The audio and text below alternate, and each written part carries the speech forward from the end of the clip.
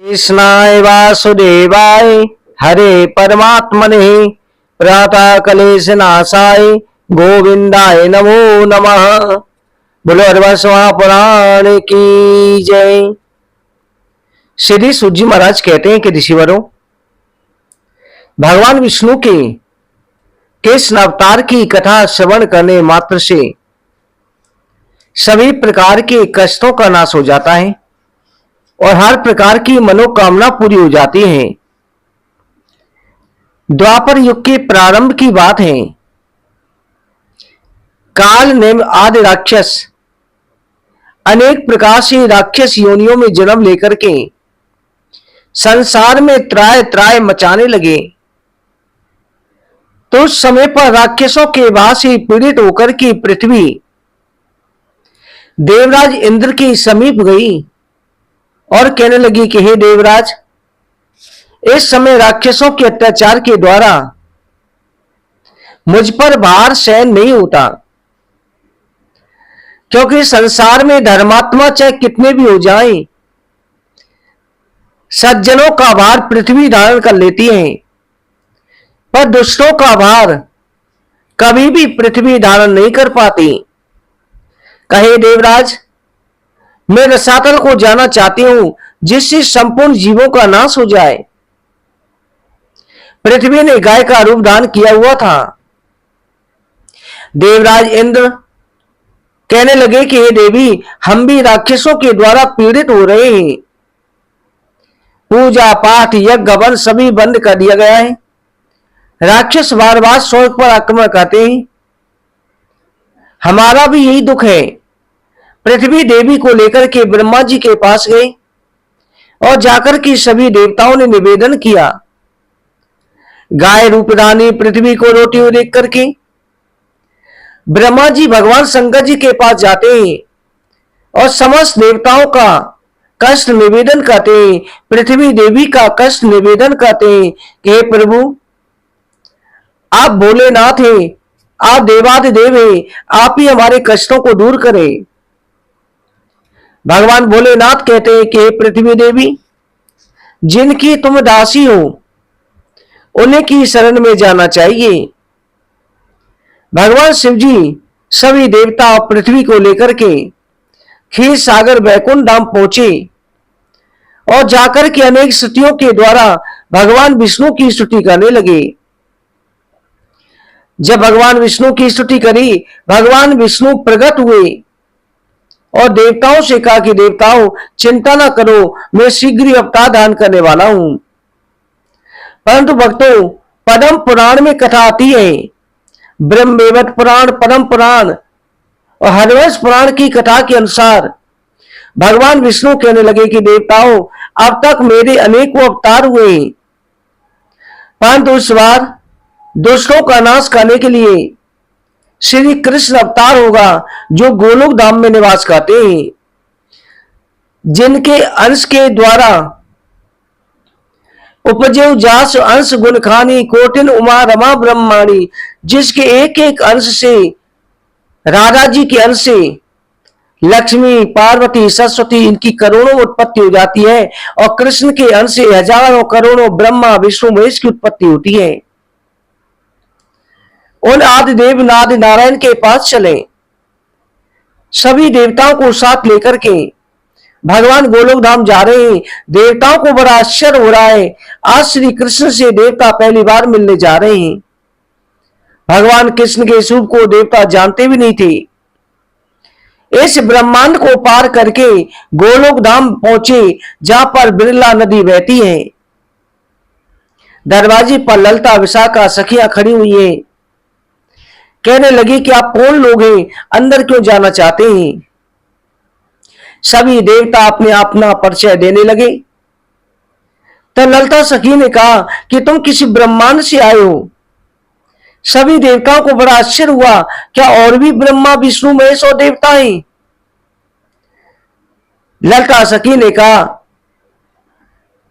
कि तुम सभी देवता उस कीड़े की तरह हो, जैसे गूलर का फल होता है और गूलर के फल के अंदर करोड़ों छोटे छोटे कीड़े होते हैं। जब तक उस फल के अंदर रहते हैं समझते हैं बस इतना सा संसार है। जैसे गुलर का फल तोड़ा जाता है, बाहर निकलने पर आकाश में उड़ते हैं, तब उन्हें पता चलता है ब्रह्मांड बहुत बड़ा है, संसार बहुत बड़ा है। नीचे नदी की तरफ देखो, बिरला नदी की तरफ देखा, उसमें असंख्य ब्रह्मांड बन रहे थे और मिट रहे थे। कहा कि सभी ब्रह्मांडों में ब्रह्मा विष्णु महेश देवी देवताओं की स्थापना है।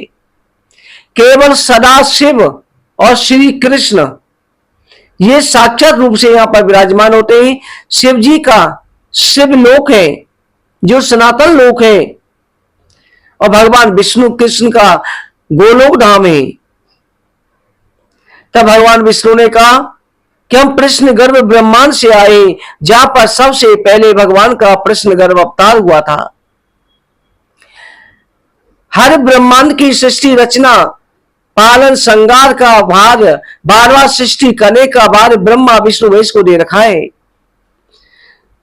ललिता सखी ने अंदर जाने दिया, भगवान नारायण से कृष्ण से प्रार्थना करी।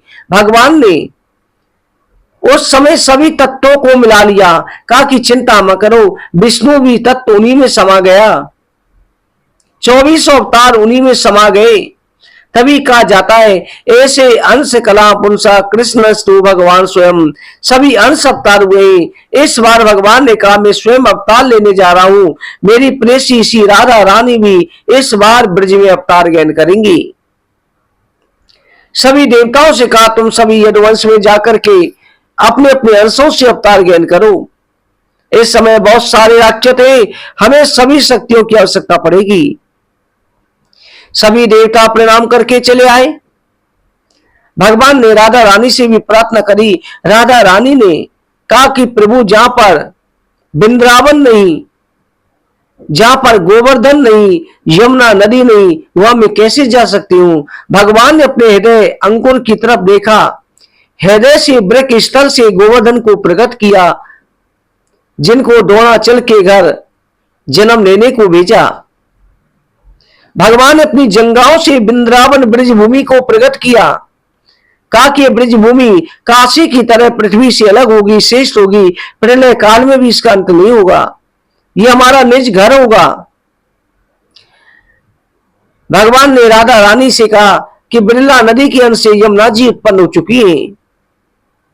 इधर राधा रानी को श्री रामा का श्राप भी लग चुका था, जिसमें 100 जन्म तक राधा रानी को वियोग रहना था।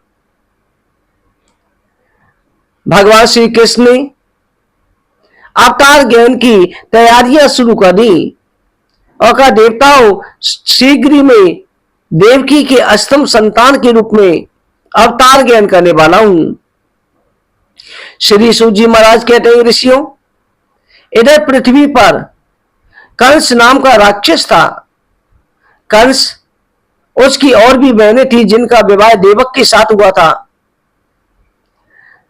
वसुदेव जी के साथ में कंस ने अपनी 9 बहनों का विवाह किया और देवकी का विवाह भी वसुदेव जी के साथ तय कर दिया। बड़ी धूमधाम के साथ अपनी बहन देवकी का विवाह किया। फिर स्वयं प्रेम बस रथ को हाँकते हुए देवकी को विदा करने जा रहा है। देवताओं ने देखा कि कंस अपनी बहन से इतना प्रेम करेगा तो भगवान का अवतार क्यों होगा। जब कंस विदा करने जा रहा था, स्वयं रथ को हाँक रहा था, उसी समय आकाशवाणी हुई, करे दुष्ट कंस, जिस बहन को तू बड़े प्रेम से विदा करने जा रहा है उसी देवकी की अष्टम संतान तेरा काल होगी। कंस ने पहले आकाशवाणी पर ध्यान नहीं दिया। दोबारा जब आकाशवाणी हुई, करे दुष्ट कंस, जिस बहन देवकी को तो विदा करने जा रहा है इसी देवकी की अष्टम संतान तेरा काल होगी। कंस ने देवकी के केस पकड़ लिए, रथ से नीचे खींच लिया, तलवार से सिर काटने लगा। वसुदेव जी ने कहा कि अरे कंस, तुम अपनी बहन की हत्या क्यों कर रहे हो, तुम महावीर हो और तुम्हें यह शोभा नहीं देता, ये अबला है। कंस ने कहा जीजाजी, आपने सुना ही था आकाशवाणी ने क्या कहा है, जिस वृक्ष पर विषैले फल लगे उसे पहले काट देना चाहिए। वसुदेव जी ने देखा कि कंस देवकी को मारना ही चाहता है। वसुदेव जी ने कहा कि तुम्हें देवकी से भय या देवकी की संतानों से? कंस ने कहा देवकी की संतानों से। वसुदेव जी कहने लगे मैं यमुना मैया की सौगंध खा के कह रहा हूं, अपने इष्ट देव नारायण की सौगंध खा के कह रहा हूं, मैं सत्यवादी हूं, कभी असत्य नहीं बोला कि देवकी की जो भी संतान होगी उसे लाती तुरंत तुम्हें सौंप दूंगा, तो तुम कुछ करो। कंस को यह बात अच्छी लगी। देवकी वसुदेव को ले जाकर के कारागार में बंद कर दिया। इस तरह से भगवान की अवतार की तैयारियां होने लगी। भक्तों, आगे कथा में भगवान कृष्ण अवतार की कल के अध्याय में वर्णन करेंगे। बोला हनुमान समापुराण की जय।